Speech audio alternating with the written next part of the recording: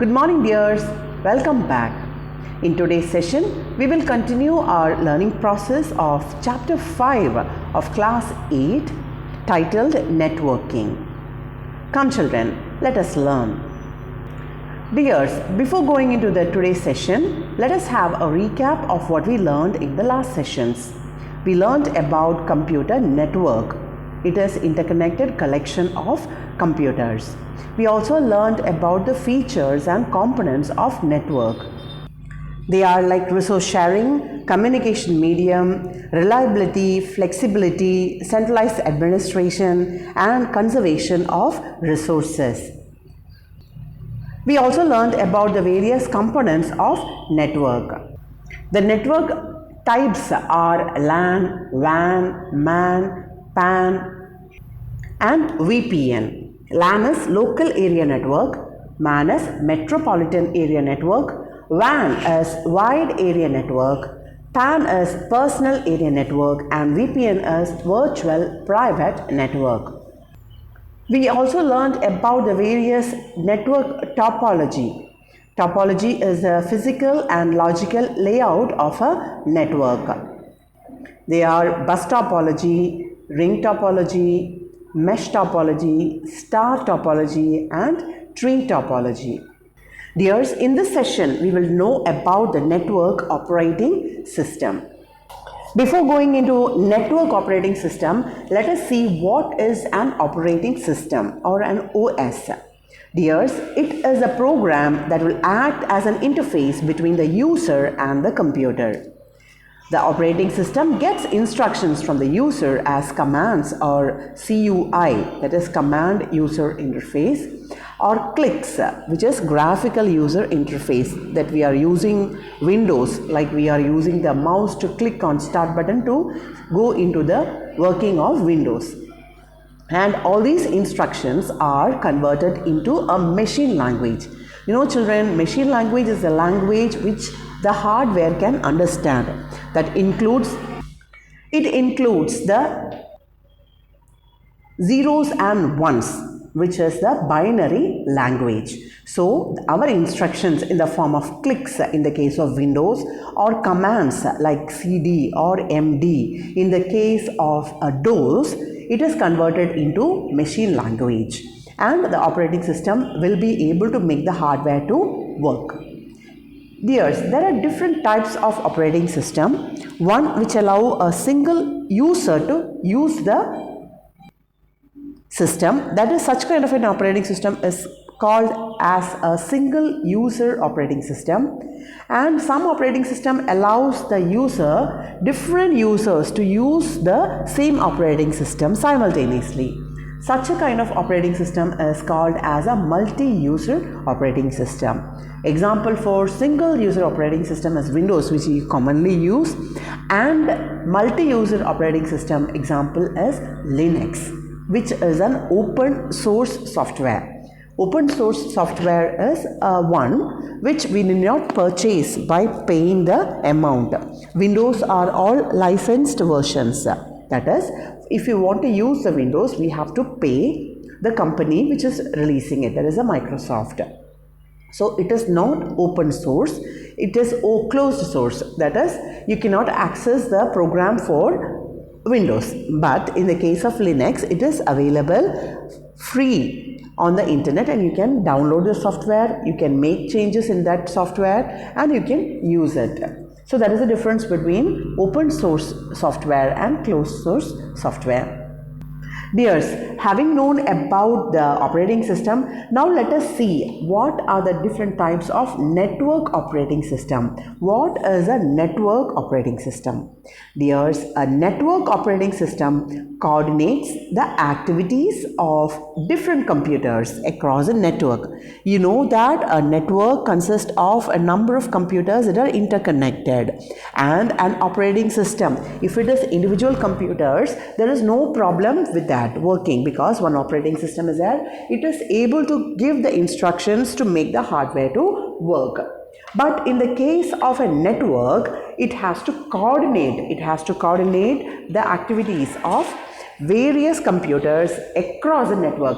On the network you'll have a number of computers and it will be having different requirements, and a network operating system will understand the requirements of individual users and it will coordinate the activities across the network. And there are two different types of network operating system. They are peer-to-peer and client-server. What are the two types of network operating system? Peer-to-peer and client-server. We will learn about these two network operating system here. First, let us see what is peer-to-peer network operating system. Dears, in this case, the user shares resources and files located on their computer as well as on other computers. That is, if 3 computers are available in a peer-to-peer operating system, thus user will be able to use the resources in his own computer as usual, plus those computers which are connected with the particular user, maybe 2 systems or 3 systems. He or she can access his resources, the things or the physical parts, the hardware in his computer, plus those computers in which it is connected. There is no file server. You don't have a server or centralized management. There is no control. Anybody can access who are connected in the peer-to-peer operating system network. It can connect. It can communicate with the computers which are connected to it and use the resources of those computers as if it is his or her own. All the computers in a peer-to-peer operating system network are equal and same abilities to use the network and the resources of the network. The systems that are connected in the network are having the same abilities. They are having equal capability to use its own resources plus others' resources. There is no server or centralized control. And dear children, this kind of network, that is peer-to-peer network, is designed for small to medium local area network. It will work only on local area and it should be a small to medium. For example, you can find Apple Share and Windows for work groups. These are examples for network peer-to-peer operating system. Now, having a small or medium size of network, what are the different advantages we have? Since it is small or medium, it incurs less initial expenses. The initial expense to set up the network is limited and there is no need for dedicated server. Dedicated server is a higher end computer which can store more data, and there is no need for a dedicated server which is expensive. The setup of a peer-to-peer is very easy and existing OS, that is operating system like Windows, can be reconfigured. You can reconfigure it to accommodate 2 or 3 or multiple peer-to-peer network setup. But there are some disadvantages for the peer-to-peer network, that is, it is decentralized. That is, there is no central repository of files and applications. You don't have separate collection of files and applications. That is, if a particular computer is crashing, you are not able to access the data on that. And coming to security, there is no security whatsoever in such kind of a network, because whichever computer is connected can access the data available in that computer like it is that of his own computer. So there is no security and there is no central repository, central collection of files and applications. Now dears, let us learn about the other operating system, that is client-server operating system. In this case, as the word suggests, there is a client and there is a server. There is a main computer which will be serving, which will act as a server. It will be a higher end computer, and there will be a client like individual computers which are connected, used at homes, and you are able to access files from the server. The network centralizes functions and applications in one or more dedicated file servers. It could be a single file server or more than one, more than 2 or 3, it could be, it is available. The file servers can be multiple file servers, and it is dedicated only for that particular network and operating system. The file servers provide access to resource as well as security. So whatever is happening in the network, it is the responsibility of the server. So server will have access to resources as well as security. Workstations, that is individual computers have access to resources in the server. So whatever resources are there in the server, the client or the individual computers will have access. And a network operating system will allow the multiple users. There are different users looking for a resource to share the same resource simultaneously. Multiple users will be able to use the same resource at the same time. Examples for such kind of network are Novel NetWare and Windows NT. So these are the examples for client-server network.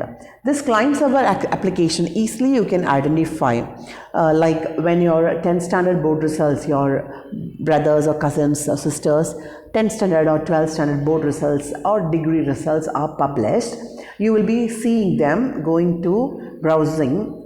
They will open this computer and they will fetch a particular site. They will access a particular site, maybe tn.tngv.nic.in or maybe annauniversity.edu.in, for example, like that, and they will give the register number and maybe their date of birth, and once they submit that, you can see the result getting displayed on their page. In that case, the person who is sitting in front of a laptop or a system, that is a client, and the server in which it is served, that is the Anna University site or NIC site, that is a server, and from the client a request is placed to the server. They are giving a query, please give the details of such and such register number, who is born on such and such date. So the server is able to understand this request, and it will fetch only that data which is stored in the network, in the server, dedicated server. So the client is able to access the server depending on the request. If the date of birth and the register number is not matching, you are not going to get the result. So there is some control, and server has a complete authority to allow the access or deny the access. Now let us see the advantages of client server. It is centralized as resources and data shared through a server. There is a server to control the data as well as resources and the request to the various data and resources. There is scalability, that is any or all the elements of the network, you can replace it at any time. You can replace part of the network or complete network altogether. There is flexibility. You can easily integrate new technology into a client server network because there is scalability. It has got flexibility. If you some server you want to update, you can easily do it. Now, having seen the advantages, let us go through the disadvantages of client server network. The expense is the main part. The initial investment for a dedicated server is huge. A dedicated server requires huge amount of deposit, so that is expensive. The maintenance, the large network needs separate staff to ensure the efficient operation. You need a separate staff to maintain the network, and it is dependent because if the server is down, you are not able to access the network.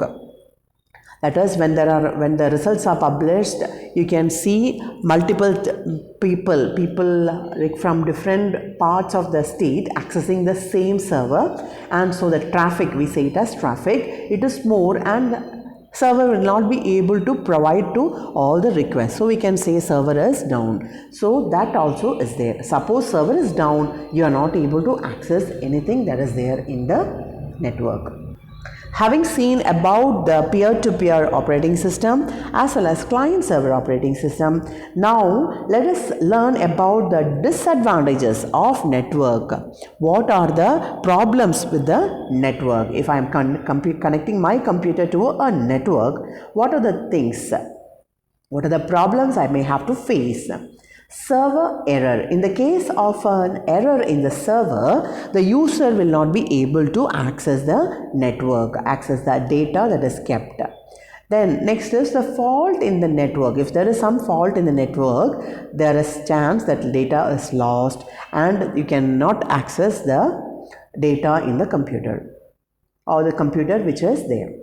It is prone, the network is prone to hackers. Hackers are people who voluntarily try to break into our computer or into the network. And novices are people who are very new to it. So once they are using it, misusing it, there is a chance of failure of network. As well as industrial espionage. Industrial espionage is somebody trying to access the network of a rival company.